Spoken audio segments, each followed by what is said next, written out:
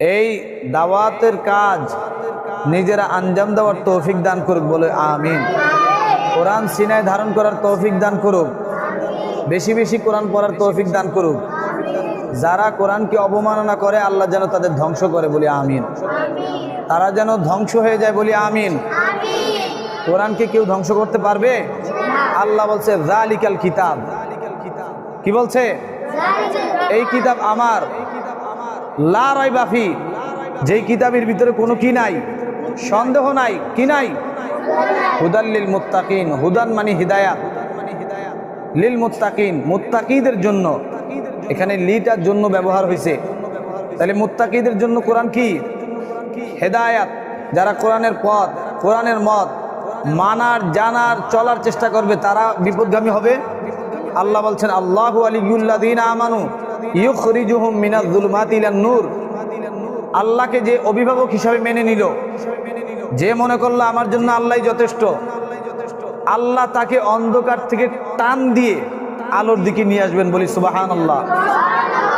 ওয়াল্লাযীনা কাফারু আউলিয়াউহুমুত তাগুত ইউখরিজুনাহুম মিনান নূরি ইলাজ যুলুমাত। আর যারা তাদের অভিভাবক মনে করলো কাকে?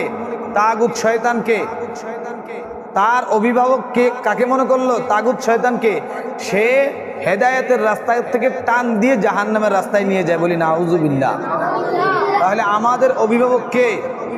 আমাদের জন্য কে যথেষ্ট? কে যথেষ্ট? রাসূলুল্লাহ সাল্লাল্লাহু আলাইহি ওয়াসাল্লামের প্রত্যেকটা সুন্নত মানার, জানার, ওই সুন্নত মোতাবেক চলার চেষ্টা করবো তো ইনশাআল্লাহ। প্রত্যেকটা সুন্নতের বরকত আছে না নাই? আছে। তুমি যদি মাথায় সর্বক্ষণ টুপি দিয়ে রাখো, শয়তানের একটা ওয়াসওয়াসা, ওইটা থেকে আল্লাহ তোমাকে হেফাজত করবে। কি করবে? বাম পা দিয়ে তুমি যদি টয়লেটে ঢুকো, তাহলে শয়তান, খারাপ শয়তান থেকে তোমাকে কে হেফাজত করবে? আল্লাহ হেফাজত করবে। ডান পা দিয়ে বের হইলে ওই টয়লেটে যে তুমি যেই সময়টা পার করলা সেটা ইবাদত হয়ে যাবে, বলি সুবহানাল্লাহ। এশারের নামাজ পড়ে তুমি ঘুমাইলা, সারা রাত্র ঘুমাইলা, ফজরের নামাজটা তুমি জমাতে পড়লা, সারা রাত্র ঘুমাইছো, সারা রাত্র আল্লাহ সুবহানাহু ওয়া তাআলা ইবাদত হিসেবে সেটার ইবাদতের সওয়াবের খাতায় তুলে দিবে, বলি সুবহানাল্লাহ। তাহলে আল্লাহ আমাদের জন্য ইসলাম সহজ করছে না কঠিন করছে? সহজ করছে না? তাহলে ইসলামের পথে আমাদেরকে চলতে হবে কি হবে না? ইসলামের মতে চলতে হবে কি হবে না? ইসলামের প্রত্যেকটা কথা মানতে হবে কি হবে না? আজকে এখন এখান থেকে বলো, আমরা আল্লাহ পাকের গোলাম, রসুলের উম্মত হতে চাই।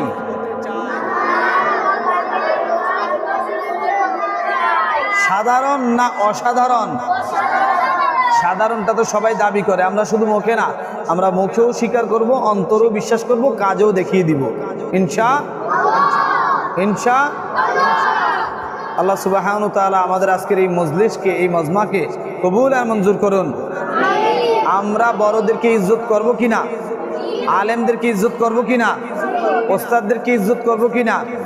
এই দুইটা থেকে দুইটা শিক্ষা তোমরা নাও। চাইবো কার কাছে? চাইবো কার কাছে? যদি আমি আল্লাহর কাছেই চাইতে জানি, তাহলে ইজ্জত কে দিবে? ইজ্জত কে দিবে? তোমাকে এমন ইজ্জত দিবে যে দেখবা রাজা, বাদশা, যাই বলো সবাই তোমাকে ভালোবাসে। কেন ভালোবাসে সেটাও সে জানে। আল্লাহ যাকে ভালোবাসে, আল্লাহ ফেরেশতাদেরকে বলে, হে আমার ফেরেশতারা, আমি অমুক বান্দাকে ভালোবাসি, তোমরাও ভালোবাসো।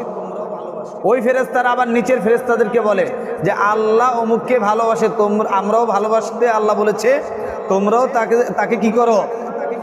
এইরকম করতে করতে জমিন পর্যন্ত আসে। জমিনে আল্লাহ সুবহানাহু ওয়া তাআলা ফেরেশতাদের মাধ্যমে একজনের কানে আরেকজনকে এমনভাবে ইলহাম করায় দেয়, এই তুমি ওকে ভালোবাসো। কেন ভালোবাসো? দরকার নাই। আল্লাহ একে ভালোবাসতে বলছে। আমাদের কি বলছে? ফেরেশতাদেরকে বলছে, এই ফেরেশতা, এই ফেরেশতা, সব ফেরেশতাদেরকে বলছে। এর জন্য মাখলুক, সমস্ত মাখলুককেও কি বলছে? ভালোবাসতে। কিন্তু কেন ভালোবাসতে বলছে? এটা দরকার নাই। আল্লাহ ভালোবাসে। কে ভালোবাসে? তাই আমরাও কি করব? তাহলে দেখি এমন কিছু মানুষ ভালোবাসে। কেন ভালোবাসে সেটা জানে। তাহলে এই ভালোবাসাটা কার পক্ষ থেকে আসলো? কার পক্ষ থেকে? আমরা ভালোবাসবো কার জন্য? ঘৃণা করব কার জন্য? জীবন দিব কার জন্য? আমার মৌত হবে কার জন্য? আমার সব কিছু কার জন্য? আল্লাহ সুবহানাহু ওয়া তাআলা এই কথাগুলো মানার, জানার, আমল করার তৌফিক দান করুক বলে আমিন। তোমরা যদি এতগুলো কথা থেকে একটা কথাও তোমরা দিলে রাখতে পারো, যেখানে রাখতে পারো, অপর ভাইকে যদি শুনাই দাও, এর সমপরিমাণ সওয়াব তোমার আমল নামায় যাবে, বলি সুবহানাল্লাহ। তার সেই যে সওয়াবটা পাবে সেই সওয়াবটাও তুমি পাবা, তার থেকেও কমবে না। সুবহানাল্লাহ বলবে না? সুবহানাকাল্লাহুম্মা বিহামদিকা আশহাদু আল্লা ইলাহা ইল্লা আনতা আস্তাগফিরুকা ওয়া আতুবু ইলাইক।